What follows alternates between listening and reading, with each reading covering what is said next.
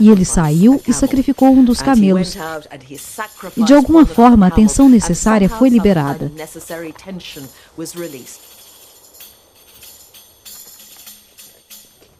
O ritual de sacrifício de um animal tradicionalmente marca o fim da peregrinação.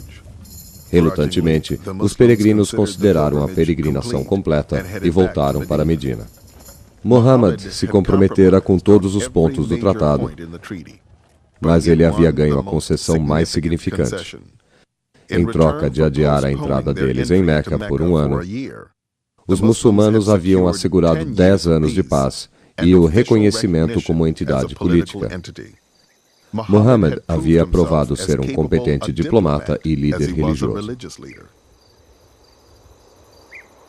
Havia sabedoria no tratado, porque uma das coisas que foram prometidas aos muçulmanos foi a proteção para que eles, ao se moverem por toda a Arábia, não fossem prejudicados.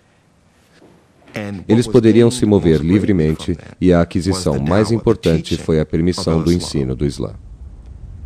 Na volta para Medina, Muhammad disse ao seu companheiro Omar: "Eu recebi uma revelação que é mais desafiadora para mim do que para qualquer outra pessoa sob o sol. Seguramente, ela nos deu uma vitória clara."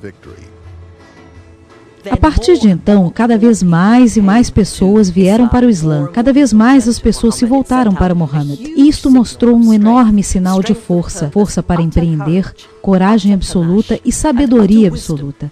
É claro que ele poderia ter continuado com as lutas, ser o profeta com espada, mas há momentos em que semear a paz é algo mais ousado, mais criativo e duradouro.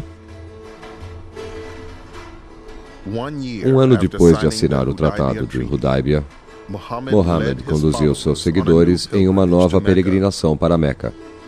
Depois de anos de rejeição, perseguição e humilhação, este foi realmente um momento de triunfo. A primeira peregrinação dos muçulmanos depois de Hudaybiyah deve ter sido um evento extraordinário para todo o mundo. Por não aguentar isso, o povo de Meca saiu de seu lugar e foram para fora, nas colinas e montanhas fora da cidade, e assistiram a isto.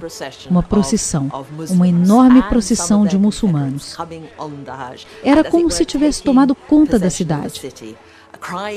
Um clamor da multidão de peregrinos. Aqui eu estou, ó Deus, em um enorme clamor.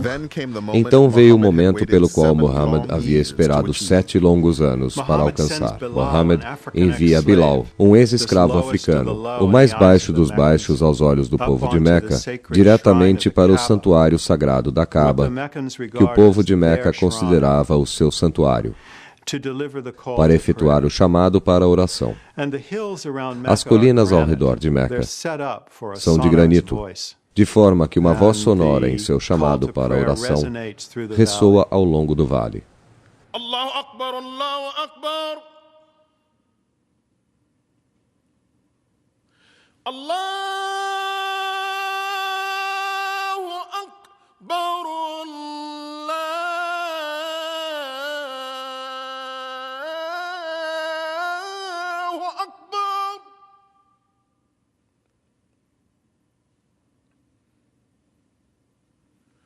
أشهد أن لا إله إلا الله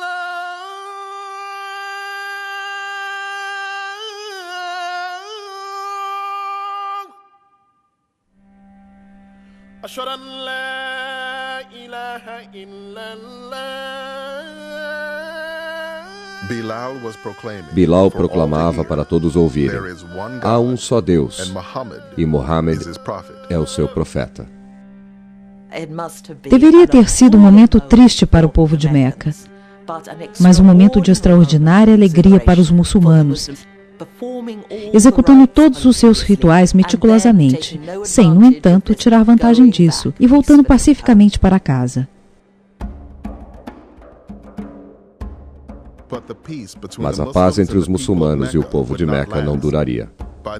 Ao final do ano, o povo de Meca havia quebrado o Tratado de Hudaybiyah com um ataque a um clã que havia se aliado a Muhammad.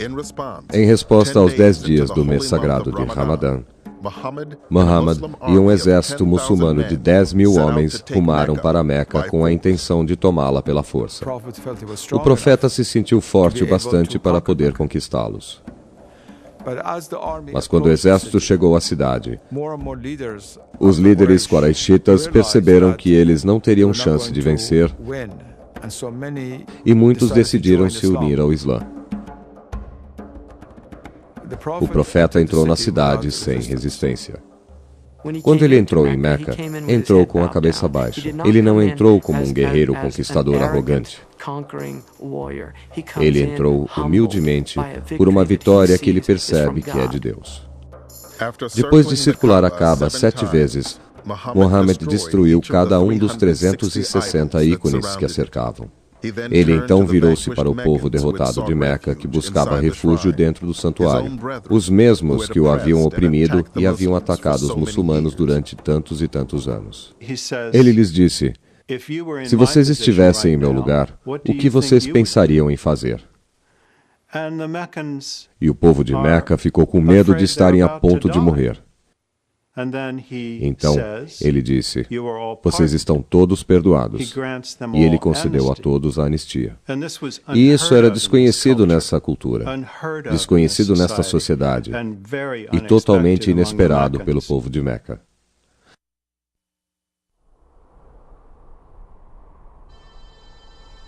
A religião que havia começado em ridicularização e perseguição estava agora prosperando ao longo de toda a Península Árabe. E logo após voltar para Medina, Muhammad recebeu uma premonição da sua morte. E ele falou para sua filha Fátima que em todos os anos durante o Ramadã, o anjo Gabriel recitava o Alcorão para ele e lhe pedia que o repetisse. Gabriel havia pedido para Muhammad que recitasse o Alcorão 2 vezes este ano. Eu não posso senão pensar, disse Muhammad, que minha hora chegou.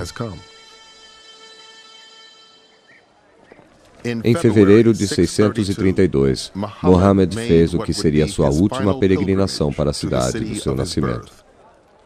Em sua primeira peregrinação, ele conduziu algumas centenas de muçulmanos para Meca. Desta vez, dezenas de milhares de crentes seguiram seus passos. Agora, ele chegava em Meca como o líder do povo muçulmano, não como o inimigo de Meca. E eles começaram a executar seus ritos de peregrinação. E durante este período, Muhammad definiu os ritos de peregrinação como eles são executados até hoje. Michael Wool escreveu extensivamente sobre o Hajj, a peregrinação tradicional que é esperada que todo muçulmano faça pelo menos uma vez na vida. 5 milhões de muçulmanos ao redor do mundo viajam para Meca todos os anos para este ritual de tradicionalmente 5 dias, que os leva pelos passos de Abraão, o antigo patriarca, de quem os muçulmanos, judeus e cristãos traçam sua linhagem. Em 1990, Wool, um convertido para o Islã, tomou parte no seu primeiro Hajj.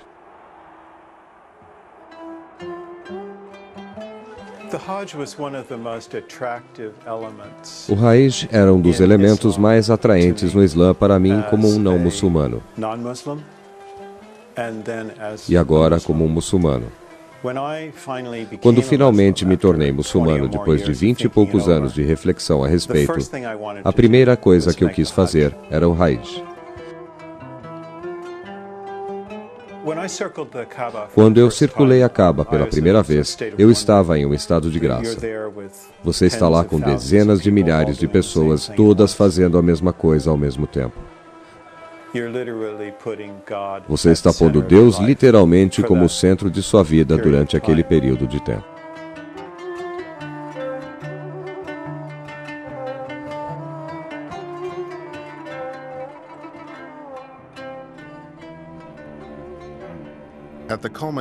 No ponto alto da Hajj, na planície de Arafat, em uma pequena colina chamada o Monte da Clemência, Muhammad deu o seu último sermão.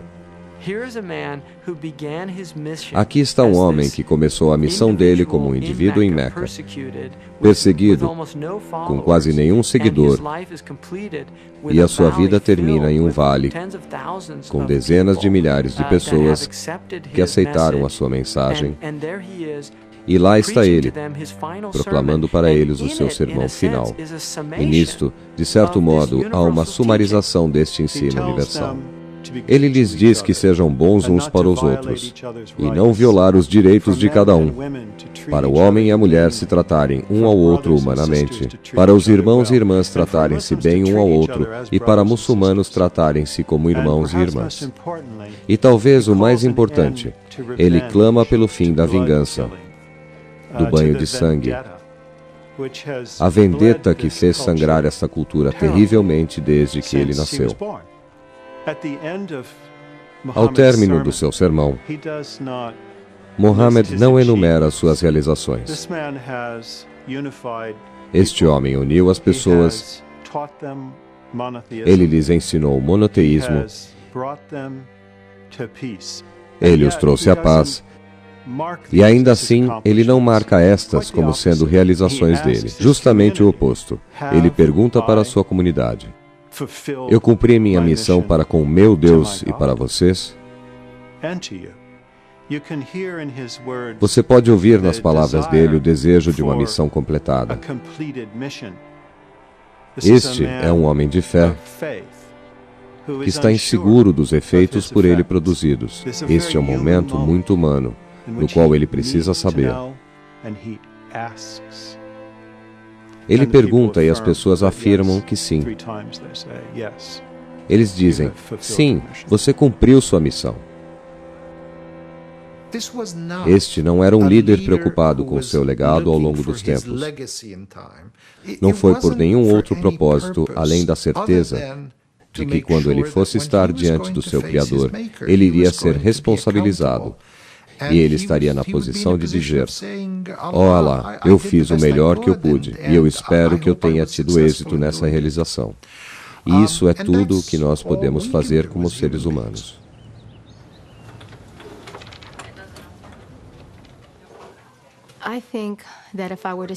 Se eu pudesse exemplificar qualquer parte da vida do profeta Muhammad, seria com os assuntos a respeito da sua dignidade, ao se aproximar o fim da vida. O profeta Muhammad nos ensinou que, ao se aproximar a morte, o Sagrado Alcorão alimenta e conforta a alma. E desde que esta é uma parte das nossas vidas, diariamente, de um modo ou de outro, procuramos levar o conforto das palavras do Alcorão. Enquanto eu estou acariciando uma cabeça, ou eu estou falando suavemente, eu digo as coisas que Muhammad diria. O profeta Muhammad nos ensinou que nós sequer entendemos. Nós nunca poderemos compreender o valor de cuidar dos doentes ou provendo a dignidade para os moribundos. E eu acredito que esta é a minha missão, ser o ajudante, ser o ouvinte, ser de muitas maneiras o confortador.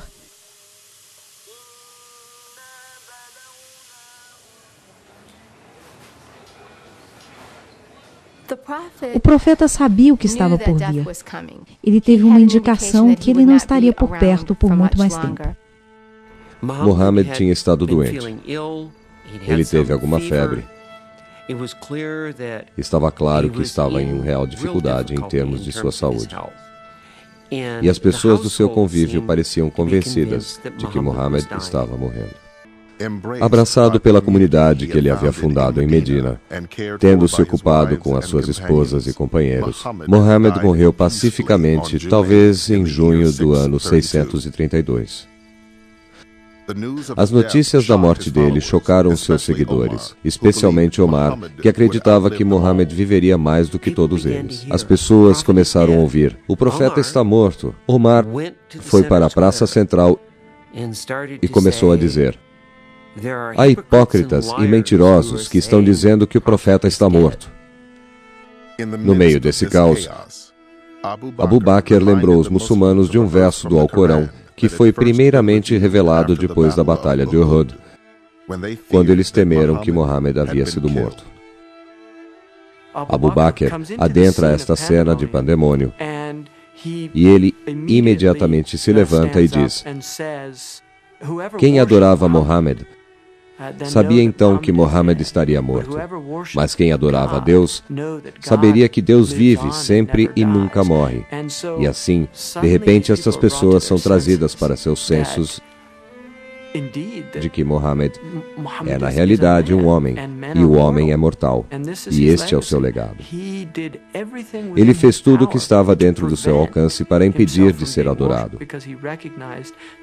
porque ele sabia que isso era um perigo inerente em tradição religiosa, que o objeto de adoração se torna um mensageiro e não aquele que envia a mensagem.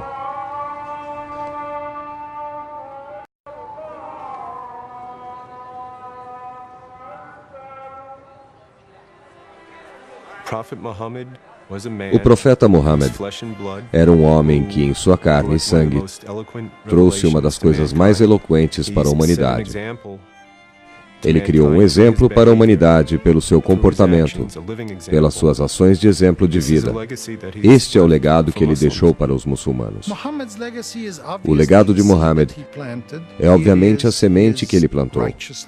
A sua justiça, a sua honestidade, a integridade dele, seu modelo como um líder político, como indivíduo, um homem que fez grandes realizações em seu tempo e que ainda assim não deixou os sucessos o dominarem, não deixou o seu ego levar o melhor de si. Eu penso que ele permanece mais do que qualquer outra coisa como um grande modelo bruto. Muhammad é o tipo de pessoa que combina as dimensões política, militar, social e religiosa em modos intelectuais de vida, de maneiras que são importantes para nós, no século XXI, que estamos lutando para viver vidas completas. Se eu tivesse conhecido o profeta Muhammad na rua, eu acho que eu o reconheceria. E da mesma maneira, ele conheceria a todos nós. A beleza disto é que nós vivemos nossas vidas através dos exemplos dele. Nossa reverência é para Deus e nossa referência é a dele. Assim, a maneira como eu caminho, falo, e como eu me comporto, e como eu trato meu marido, e como trato minha mãe e meu pai, e como eu me comporto como irmã e filha, e enfermeira e uma grande amiga e uma vizinha. Isso é o nosso profeta Muhammad em ação.